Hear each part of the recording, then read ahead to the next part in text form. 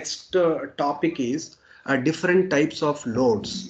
Different types of loads. As you all know that in RC structures, the what loads we have considered, the same loads only we have to consider for even for the steel structures also. But even then, again, the loads. When you talk about different types of loads, we should know the magnitude, the application, right, and the point of application. What is the magnitude, right? These all things we should know it.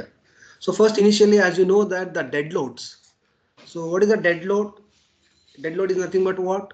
It is a self weight of a material, right? So for example, in RCC structures are concerned, there the self weight of the material is what that is the physical, I mean the size, the volume into density, right? The volume into density is nothing but your self weight, and that weight is considered as a dead load, right?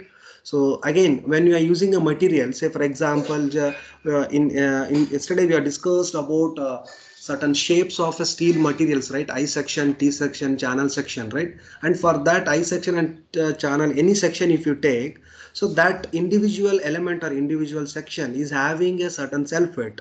How to calculate that?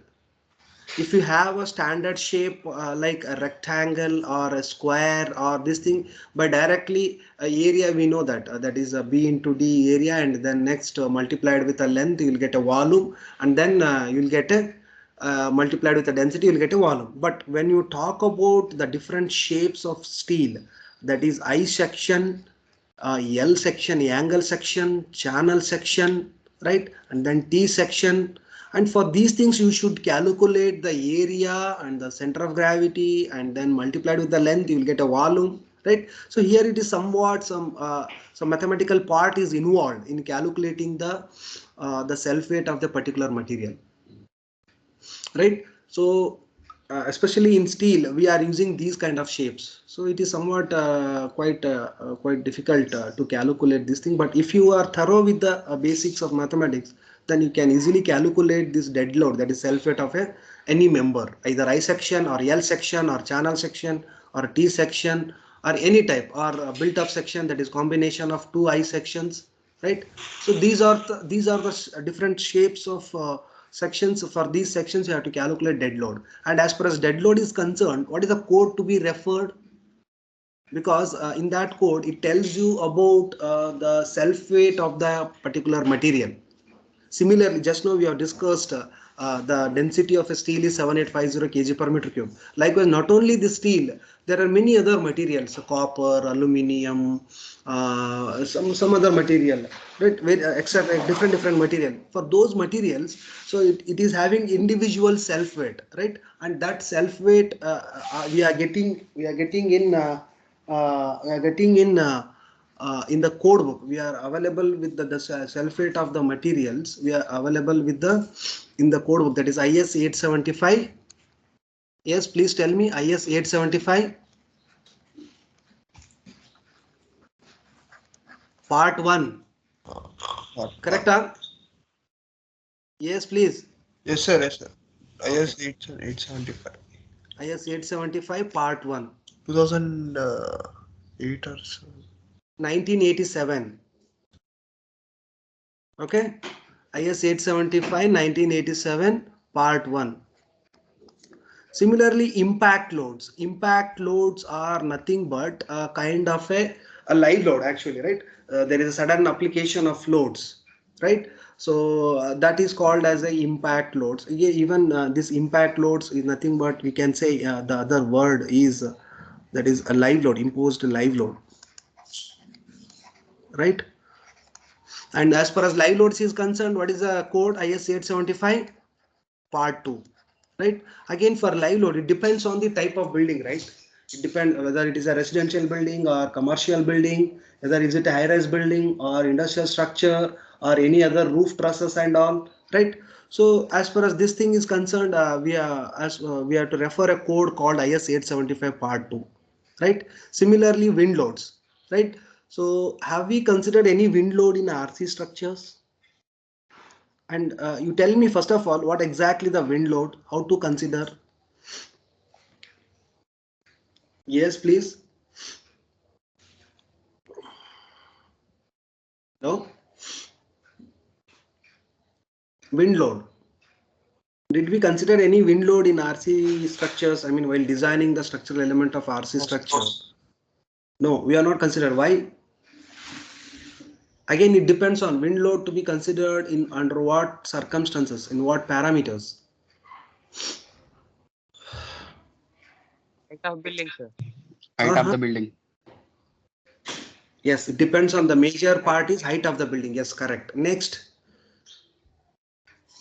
thing is the locality where your building is situated. Yes, that also we have to see. We have to study the site locality, right? So based on that, the wind loads are considered. The first thing is the first parameter is what your height of the building, right? So generally, as far as your normal residential buildings, generally it won't cross more than 10 meter, right? But there are certain buildings like commercial buildings, apartment buildings and all, they are going beyond 10 meter at the height of building. So they are generally, this is one thumb rule I'm saying, not exactly, I'm not saying exactly if your building is less than 10 meter, no need of considering wind load. This is one approximate thumb rule wherein which we can understand that if your building is less than 10 meter, so the wind load is not that much effect, not that much accounting, right? So with this we can understand, right? But generally, if your building is situated in more wind zone areas, there definitely you need to consider the wind loads, right? So again, by referring the topographical study and all, we'll come to know what is the wind speed. Based on the wind speed, we have to consider the wind load to our structure also, right? As far as these loads are concerned, we have to refer a code book called IS 875. IS 875. Sorry. IS 875 part this thing, right? Part 3. Correct? Huh? Hello? Yes, please. Hello?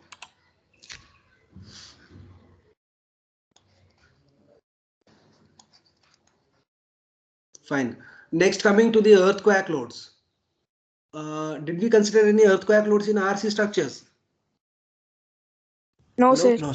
No. Why we are not considered? First of all, what is the earthquake load?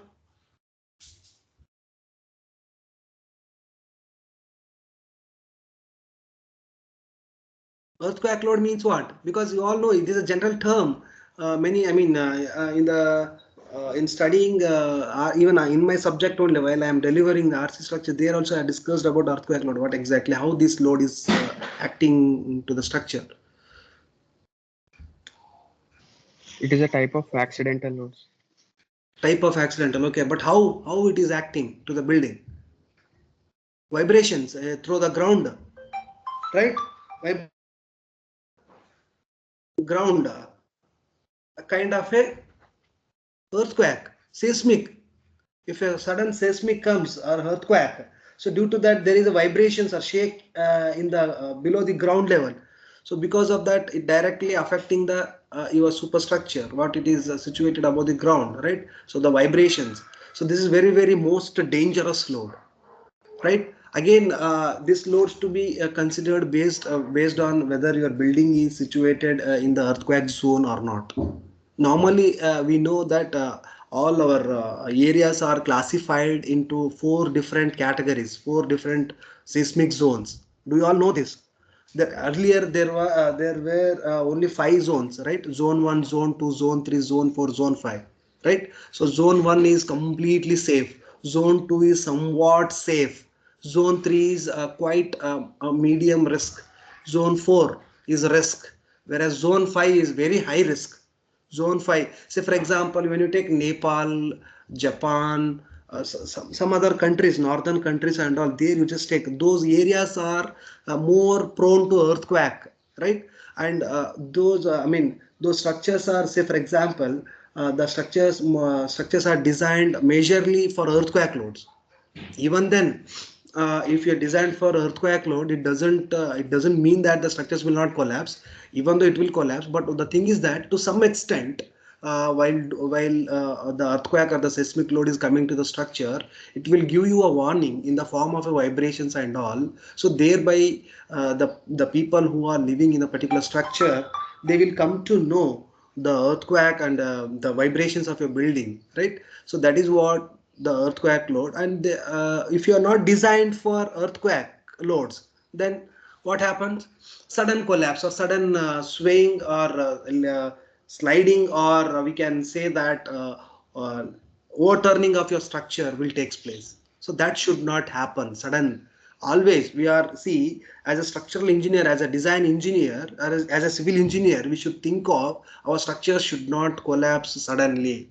If at all, if it is going to collapse based on several reasons and all, it has to give certain warning, certain information in the form of kind of a vibrations or any large deflections and all, or any cracks and all. So thereby we can come to know that the structure is going to collapse. Then we can take further remedial measures, or further retrofitting of the structure we can do it, right? But that is the one thing we can do it if you consider the earthquake load while designing itself, right? So this you should know it. As far as this earthquake loads are concerned, the code book what we are going to refer is IS 1893 2002. IS 1893 2002. This is what the code book we are using for earthquake loads, right? And one more thing, you know what, in north side countries and all, there Japan and all, they you just refer we are using still the version 2002 and all, right? But whereas they people are, they are revising their code of after every 6 months, for every 6 months. Why? Because the earthquakes are most commonly happening in those places and all. So by keeping the reference of that last earthquake happened, again they will revise their code book, and accordingly they will design for the upcoming buildings and they will construct likewise. But even we all, I mean, when you take Hyderabad city and all, this is almost belongs to zone 2. Somewhat it is almost safe zone. Our Hyderabad or Telangana and Andhra Pradesh is not belongs to the more seismic zone, right? So since it is a very safer side, that is why we neglect to consider the earthquake loads in some buildings. But when you go for high rise buildings, definitely the earthquake loads are considered, definitely, right? Even though if it is a more prone to earthquake zone or not, but it depends on the type of structure, whether it is a important structure, a special moment resisting frames or ordinary moment resisting frames. It depends on the type of structure, right? Generally when you are using for a steel structure, definitely it is for high rise structure only, and definitely it is for industrial structure only, right? So then in that case, definitely you need to consider the earthquake loads also, right? Certain extra load to be considered, so that thereby our members will be designed, special members have been designed based on the earthquake loads. And then next, coming to the erection loads and snow loads. Erection loads, so these are no normal loads wherein which while constructing and all, there certain certain lifts, certain weights, or certain extra material we need to use while erecting the structure or while constructing the structure. So that loads also to be considered while designing, right? Again, this also has to be referred IS 875. These erection loads and snow loads and accidental loads or any other impact loads and all. So there they will refer a code book called IS 875, IS 875 Part 4, IS 875 1987 Part 4, right? So what is the snow load? Anyone please? What is the snow load? See, I think nowadays you might, during this season, in the winter season and all, you will be observing certain snowfall, right? Certain snow in the morning hours and all, isn't it? Hello, hello. Yes, sir. That is what. See here, the snowfall is a little considerably very less actually in our region and all. But when you take certain Himalaya regions and all, there is a heavy snowfall. So that snowfall, that snow is also contributing certain weight to the structure, right? That also has to be considered while designing the structure, right? So these are the different types of loads to be considered in a steel structures. Not only in steel structures, even in RC structures also the same loads are considered. Only thing is that we are thinking, I mean, depends on the type of structure. These earthquake loads and snow loads we usually think and then we will consider. Otherwise, if it is not required, if it is not coming, then we will neglect these two loads: earthquake loads, snow loads, and wind loads. Okay, so these all are about all the different types of loads to be considered in a steel structures, right? Okay, now after this, did you understand up to this loads? Yes, please. Any doubt in these particular in any of the load, or anything you want to clarify? Yes, please. Hello. If it is nothing, if you just say no, so that I will continue further. I'm asking others. Others, please respond.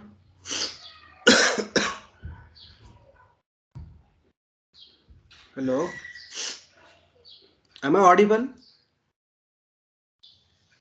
Yes, sir. Okay.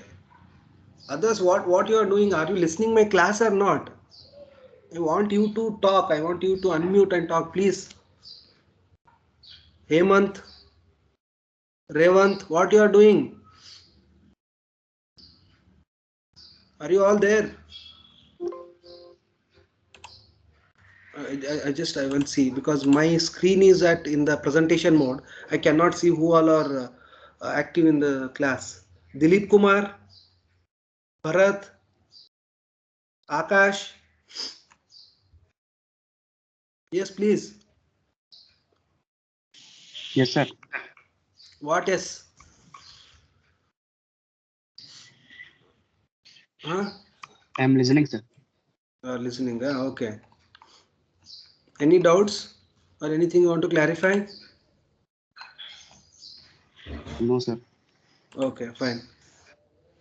Next, coming to the connections, as you all know that I mean, all steel structures are concerned. So these are the connections to be done. I mean, as I already told you in my previous introduction class, there are basically there are three types of connections.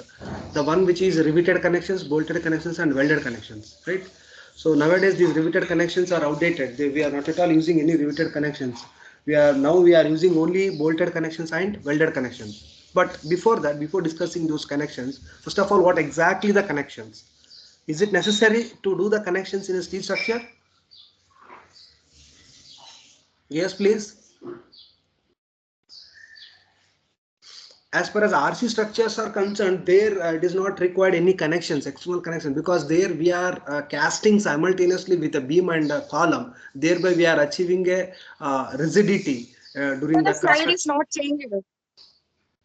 I am not changing any slide. Actually, I am at the same slide only. I have not changed any slide. Okay. Okay. Okay. Okay. Okay. See, basically the connections is nothing but what it is, an assemblage of different members such as beam, column, right, which are connected to one another by the fasteners or connectors, right?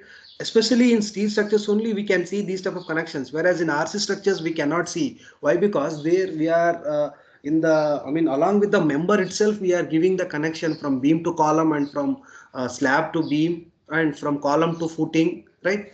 So in situ constructions is generally most probably will takes place in RC structures and all. So thereby we are achieving the different types of end conditions, that is fixed conditions or pinned conditions or whatever it may be, right?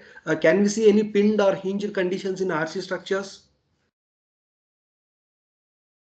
Can we able to construct a hinged condition in with the help of RC?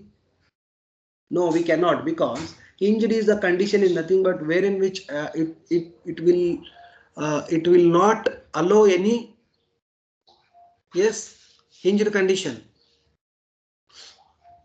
It will not allow any joint to move further in horizontal direction as well as in vertical direction. But the thing is that the rotation will takes place. It allows a rotation in a hinged condition, but so that hinged and roller conditions we generally we cannot see in RC structures and all, but we can see in steel structures with the help of a bolted connections and all. There we can see the hinged connections and roller type of connections, right? there some percent of rigidity and some percent of flexibility will we can get it in the steel structures, right? So this is what the exact meaning of connections, right? Now coming to the different types of fasteners, as I said, the word fasteners is nothing but what kind of a connections with the help of a kind of a bolts, we can say, in kind of a connectors. That connectors or fasteners maybe a rivets, maybe a bolts, or maybe a welds, right? Nowadays steel structures are connected with bolting or welding, predominantly welding. Almost all we used to prefer use welding only in most of the times, but sometimes even with the help of bolted connections also we are getting some economical constructions, and thereby even we need certain flexibility in the connection. So because of that flexibility we also use the bolted connections. When you just compare with the bolted and welded connections, where welded connections have 100% rigidity, but when you talk about bolted connections we cannot assure, or we cannot get any 100% rigidity in the bolted connections. Why? Because there is a, the bolted are nothing but we can dismantle it at any time and we can tighten it at any time.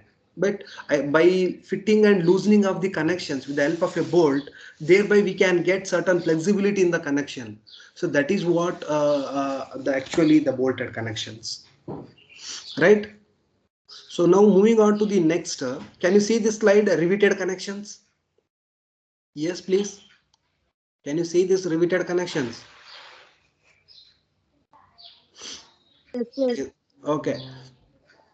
So we'll start from rivet connections, even though this is not there in the syllabus, but it is outdated, but you should know it, what exactly the rivet connections. So basically rivet is made up of a round ductile steel metal pin, steel bar, right? So which is called as a shank with head at one end, only head at one end. Whereas see here, can you see in the right side figures? So a rounded head at one end, and other end it is a kind of a shank, completely made up of a shank and a circular portion. And what they used to do is they will make certain holes in the members, right? Say for example here, so here these two members are joining, right? And for this joining, the extra, by using additional plate on top of this, covering this metal and this material, and they will make a holes on this, and after making a holes they will hammer the rivet. And while doing hammering and all, certain looseness in the connection will takes place. This is what the disadvantages of by using a rivet connections, right? So this is exactly the way of providing the riveted connection, since it is having a lot of disadvantages and we cannot achieve proper fixity in the connections, and there is a lot of noise in the connections while fixing the structural members, right? So that's why, so these riveted connections are nowadays outdated, but you should know it how exactly these riveted connections have been done, right? So when you see normally, in if at all, if any you want to join or connect any of the members, these are the main two types of joint, one which is a lap joint and butt joint. In order to connect this, right? So this is what the lap joint and butt joint. And with this lap joint means one over the other, whereas butt joint means one exactly one face to another face. And in the butt joint we are going to use some additional plate to join these two materials. Anyhow, in the as far as these types of joints are concerned, we will see in detail in the second chapter. We have separate chapter for these connections in the second chapter, but you should know it, and time being now you should understand how exactly the lap joint and butt joint. This is what one after the other, this is a lap joint, whereas this is what the butt joint, one facing with the another face. Here they have done a welding, right? Welding. Here also they have done a welding. Just see the black shaded portion is nothing but a welding, right? So next, after riveted connections, the welded connections. So what is the welded? Welding is the process of joining two pieces of metal by establishing a metallurgical bond between them. It is an electric arc, right? With the help of an electric arc, we are going to do a welding with the help of some additional material. That is what the oxyacetylene flame oxyacetylene frame along with a weld rod. With the help of this, we are going to weld the metals, or we are going to join the materials. right? This is what, and these are the advantages of welded connections. As you all know that welding is more economical and is much faster process as compared to other process. It is very easy and we can get 100% rigidity, right? And a large number of metals and alloys, both similar and dissimilar, can be joined by welding, and general welding equipment is not that much costly, right? And welded connections have good aesthetic appearance. You just compare with the bolted connections. Instead of giving a welded, if you just give a bolted connections, wherein which you can see certain bolts, the number of bolts you can see, that looks aesthetically odd, right? So instead of that, whereas in when you do a welding, it is a very smooth surface, just you are doing a welding, right? And aesthetically also it will give a good look appearance, right? And then next, welded joints are rigid. As I say, as we all know that it is completely rigid material, like it is, we are getting 100% efficiency in the connection. This is what very important. And the noise produced is also less compared to bolted and then riveted connections.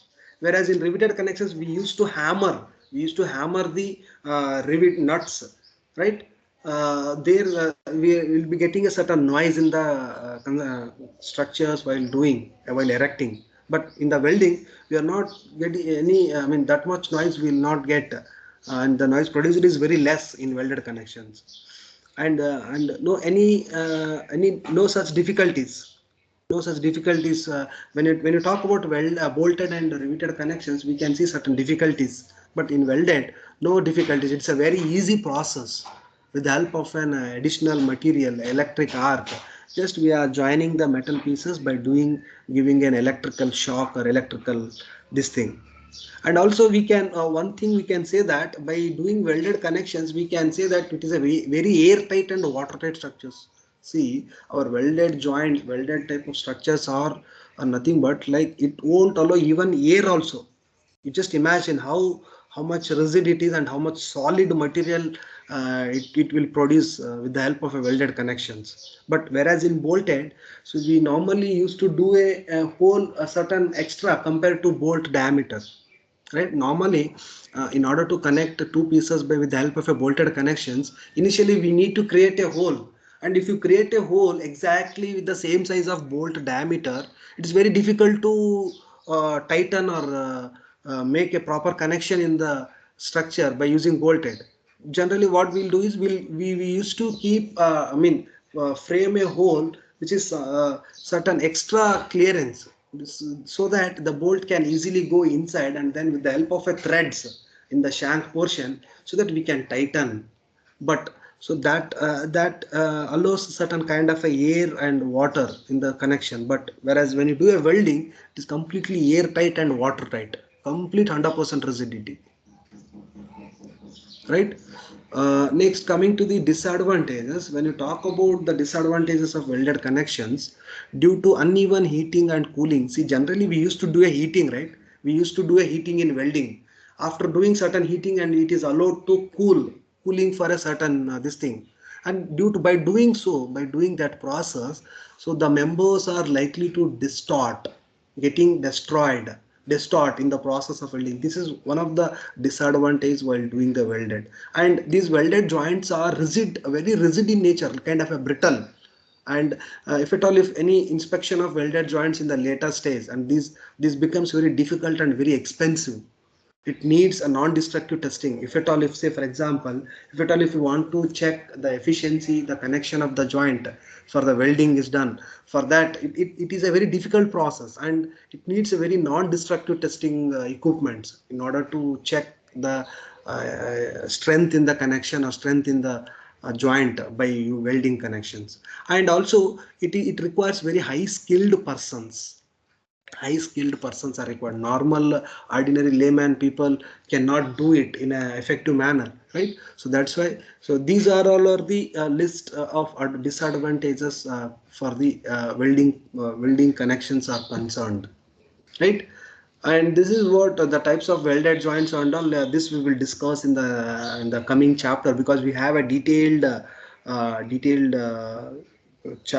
this thing information in the second chapter. We will discuss it, but you should know it, okay? And it coming to the bolted, with this I will conclude